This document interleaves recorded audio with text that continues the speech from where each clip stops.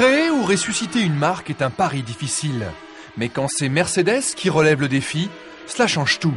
Après s'être fait les dents avec Smart, le constructeur allemand a redonné vie à Maybach. Autrefois nommée Maybach Motorenbau, la manufacture Maybach a repris son activité, interrompue depuis plus de 60 ans.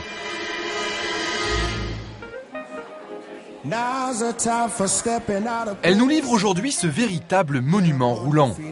Née pour briller au firmament du luxe, la nouvelle étoile apparaît en deux versions. La plus prestigieuse porte le matricule 62 en référence à sa longueur exprimée en décimètres. 6,17 m précisément pour 2,9 tonnes, l'encombrement de 2 Smart et demi, le poids de 4.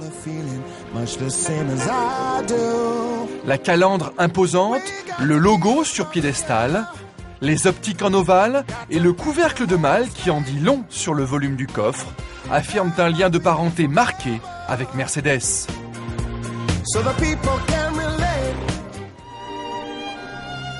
Pour venir jouer dans la cour de Rolls, la marque de Stuttgart a mis la barre très haut.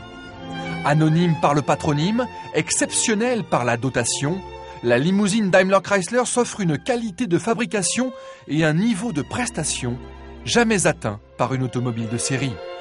Le cuir et les boiseries régalent les yeux, l'espace habitable donne le vertige, le poste de conduite aux couleurs Mercedes possède toute la technologie disponible sur le marché. Mais c'est à l'arrière que la magie opère. Les portes du paradis s'ouvrent largement et se referment comme par magie. Un coup d'œil vers le ciel pour admirer les 3 cadrans, indiquant la vitesse, l'heure et la température extérieure. Et profiter du toit vitré, électro-transparent, qui s'opacifie à la demande. Il est temps d'explorer la vingtaine d'espaces de rangement, déployer les splendides tablettes en bois précieux, tester les 2 téléphones logés dans la coudoir, découvrir les lecteurs CD et DVD, contempler les écrans LCD motorisés associés à un système Hi-Fi délivrant 600 watts, enfin sortir les coupes en argent massif et goûter le contenu du minibar réfrigéré.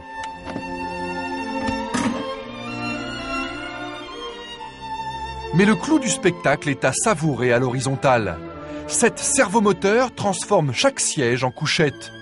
Une personne d'1,80 m tient allongée, sans même effleurer le dossier avant.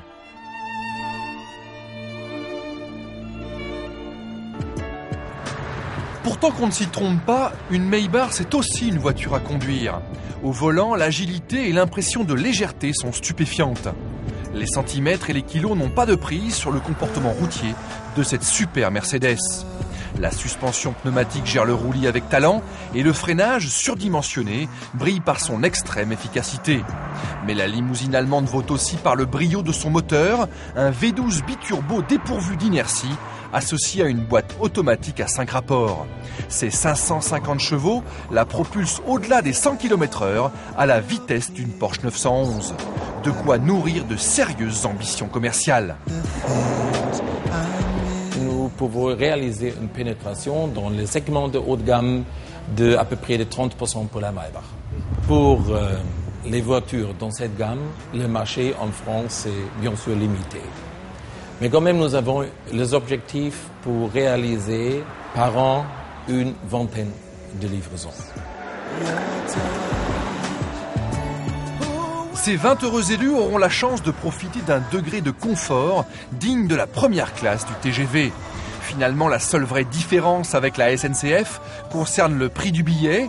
À 435 000 € l'unité, la Maybach 62 sélectionne sa clientèle. Sur ce point, le rail est imbattable, mais en Maybach, il est inutile de composter.